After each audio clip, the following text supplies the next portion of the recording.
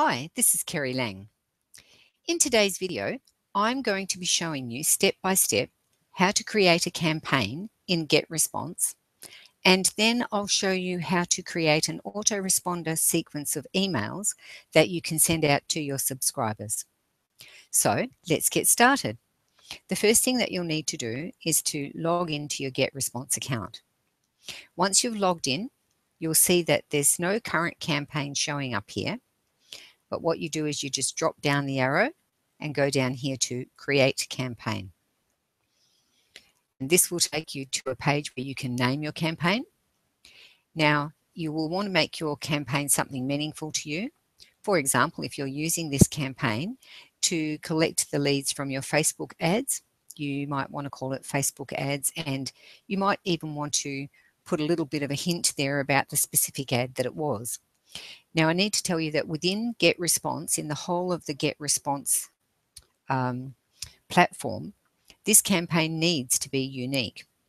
So you might want to call it Facebook ads and then put your initials after it just to make it unique to you. Another thing that you need to know about your campaign name is that it can only be between 3 and 64 characters. You can only use lowercase letters or numbers. You can also use underscore, but you can't use any other special symbols, and you can't use spaces or uppercase letters. So just for the purposes of today's video, I'm just going to call my campaign test and then my initials after it. And I'll probably have to make it 12 because I did use that campaign name when I was practicing to create this video for you. So then you just go Create Campaign. Now that campaign name that you've created there won't be seen by your subscribers. So you can name it anything that you like. Over here, we're going to now go to Edit Campaign Settings. And this is where you're now going to enter some details that are relevant to your campaign. So as you can see, the campaign name has come up there. Subscribe via email, I usually leave off. What this is all about is that if you wanted to have people subscribing to your list by sending you a blank email, then you could do so, but I don't choose to use this method, so I leave that turned off. Now, notifications on or off. This is just simply if you would like to receive an email every time someone subscribes into your list, then you can have an email going to whichever email you select. Now, I'm going to turn that off because you don't really need to have an email coming through to you every time that someone subscribes to your list, because GetResponse provides some really good reports and analytics so that you can have a look at any time and see how your list is going and who's added themselves to your list on a daily basis. So I don't choose to have that notifications on because it just tends to clutter up your email. Postal address. Now, postal address is very important because in the US and Canada, according to the anti-spam laws, all emails must have a postal address on them. So whether you choose to use a street address or a post office box is up to you, but you will need to make sure that you have an a postal address showing on your emails, and this is where it goes in. As you can see just then when I hovered, if you need to edit it, just hover over it and you can edit that there. So that's the end of page 1. Now we go to Profile. Now this is where you enter your campaign title, and this will be seen by your subscribers, but it will only be seen by them if you're asking them to confirm. This will show up on the confirmation page because it will let them know that you're asking them to confirm that they have opted in for your title. For example, my top 5 internet marketing tools, because that may be what you were offering them. So they'll know that, oh yes, I did want to have that. So they will then confirm. So again, here, this campaign title will need to be something that will be of meaning to your subscribers if you're going to choose to send them a confirmation page. So but again, for me, for here, I'm just going to put in test again because Well, because it's just a demonstration. Okay, so we save that. Agencies, so you just open this up, drop down the arrow, and you'll have a choice according to what your business is. Mine is internet marketing, but you can choose any one of those categories that best describes your business. And then you save it there. Now here with this campaign description, again, this is where you would enter some information if you were going to be asking people to confirm their subscription, because you would like to let them know what they were actually confirming their subscription to. So you might call it PDF 5 top tools. And I mean, obviously you would make it more explanatory than that, but again, for demonstration purposes and just to make sure I don't belabor what we're doing here, I'm just putting that in very quickly. So then you save it. If you have a logo, this is where you can enter your logo here, but again, I don't use a logo. So on that page, just here I'll show you confirmation page just very quickly. However, I do recommend and encourage you to have your own personal confirmation page, and in another training I will show you how to set that up. But this is what they would see, and as you can see, this is where they be told that they're being added to this list and that this is what the list was about. So that just gives you an idea of what was happening when you were putting in this test 12 and then putting in the campaign description. All right. So now we go down to permission. Now this is where I was talking about confirmed opt-in. And confirmed opt-in is a style that some people use and others don't. What it means is it helps you to cut down on some of the spamming emails that you might get, because for some reason, some people will be very keen to know what your offer is or to receive your offer, especially if you're sending out a free ebook or a PDF or something.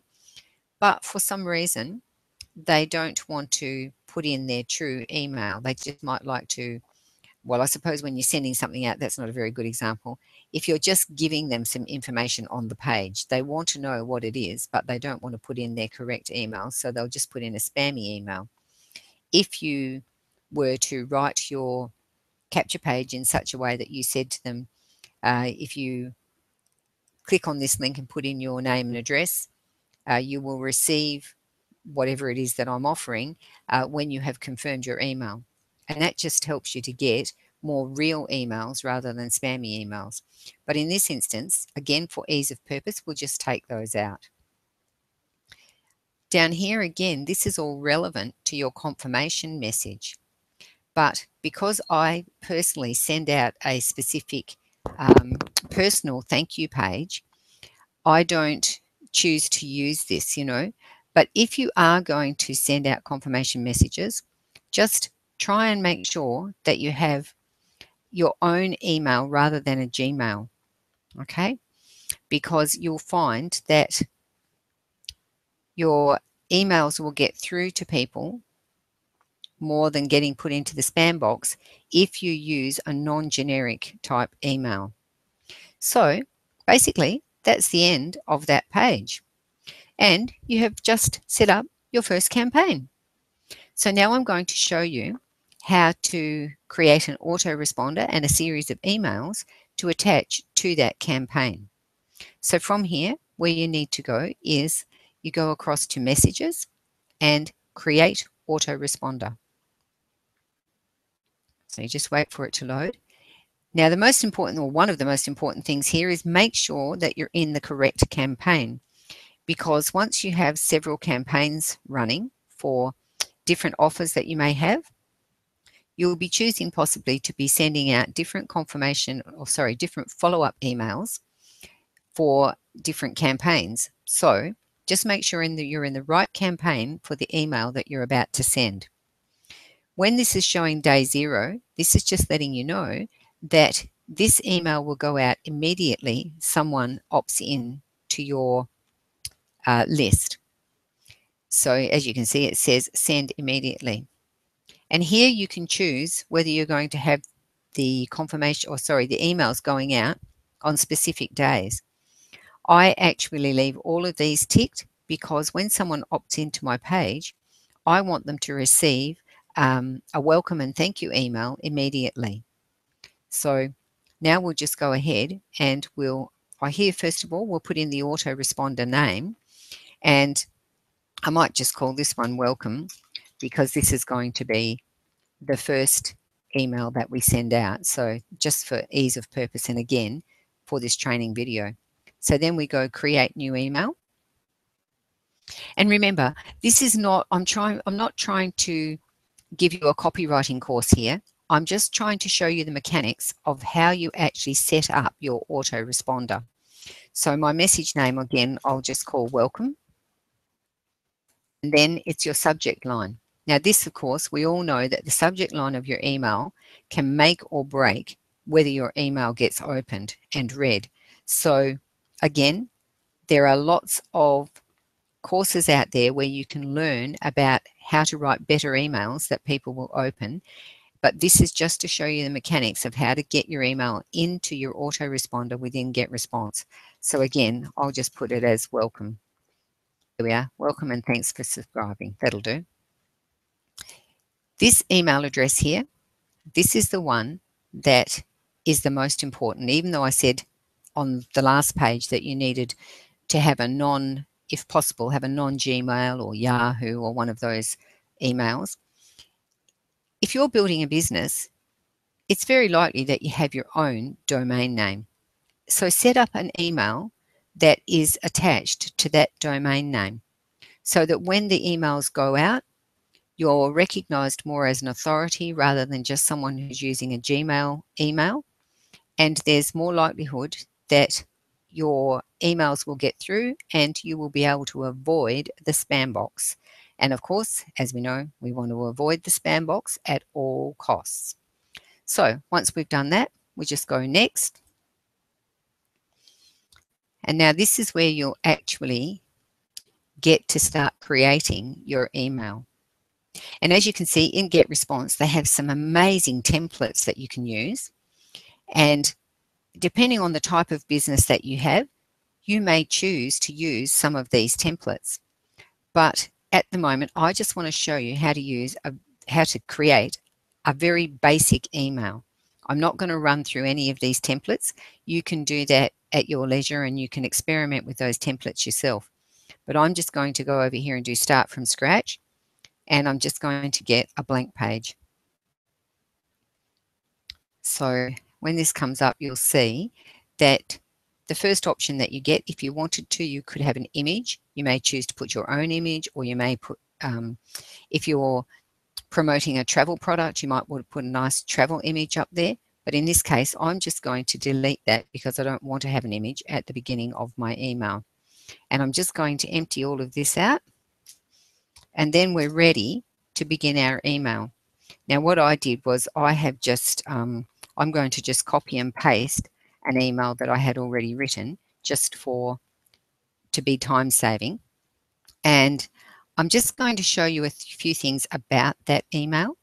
So once your email's in there and you've got it all typed up and you're happy with the way it looks, over here, you can do a couple of things. You can send a test message so that you could send that to your own email to see what it looks like on the email. You can do an inbox preview. Now, if I was to click that, which I'm not going to do only because it takes a little while to load, it will show you what your email is going to look like in many of the email providers, you know, Yahoo, AOL, Gmail, and it shows you all the different ones.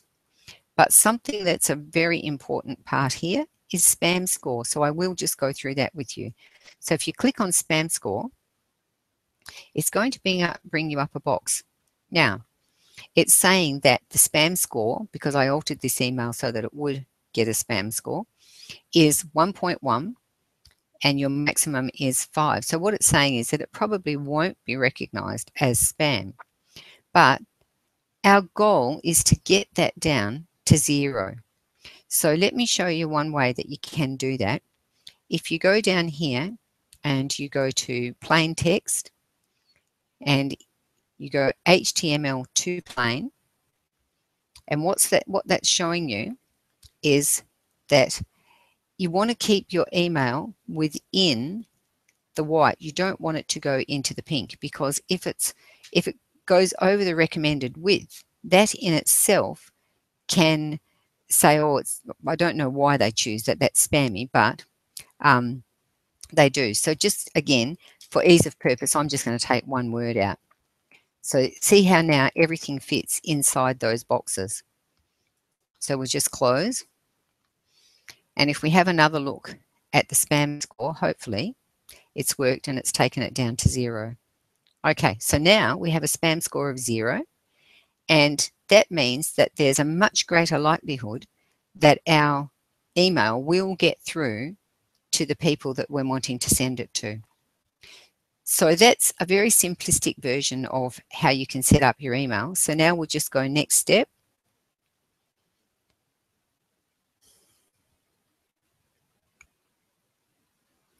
And it's going to load that in there. And then we just go save and publish. So that's your first autoresponder email that's going out. And if we go down here and open this campaign, you'll see that there it is. There's your email going out at day 0, which means immediately someone opts in to your list. Now, very simple. When you're ready for your next email that you're going to put into this series, you just hit this plus button and you'll get a blank page to create another new email. So I hope that's really helped to show you how to set up a campaign and how to create an autoresponder and put some emails into your autoresponder. And one last thing I'd just like to show you, for those people who are actually members of Empower Network and they're looking to find out how to link their GetResponse account in the back office of their Empower Network account, all you need to do, sorry, we'll just go back here.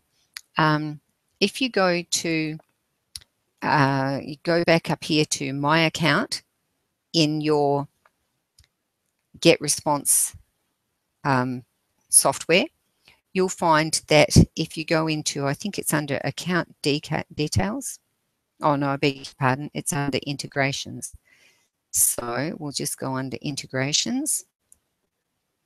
Okay, and you will find in here that you get, oops, no, I'm in the wrong place. Here it is here, API.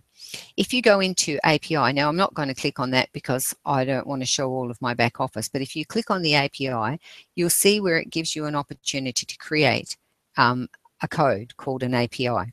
You then just copy that code and you come over to your Empower Network office and you go into Promotion Funnels.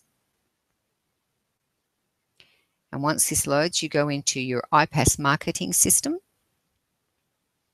And when you set it all up, when you set up your Empower Network account, you should have set up your autoresponder in there. You should have let them know that you were using GetResponse. So if we go here now and you see here where it says autoresponders, so you just go to autoresponder, because mine's already loaded, but it'll just show you here if you go on to GetResponse, and it walks you through how to put your API into your account in Empower Network so that it recognizes GetResponse as your autoresponder for collecting your leads. So just go through that there and you shouldn't have any problem setting it up. It's very straightforward. But if you do have any problems, of course, you can always come back to me and ask me questions. So that's it for today, guys. I hope that that's really helped you. And if you have any questions or anything about this hasn't been quite clear, by all means, I'll leave my Facebook link below and you can just contact me on Facebook, or you can leave a comment in below the video and I'll get back to you. Okay, have a great day.